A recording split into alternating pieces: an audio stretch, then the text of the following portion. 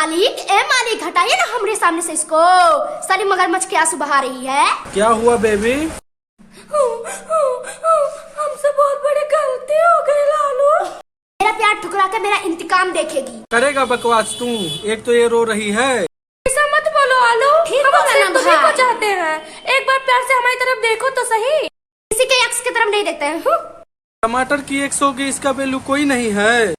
X का value हमेशा 0 होता है मालिक। नहीं भाई हम दोनों फ्रेंड ही तो थे।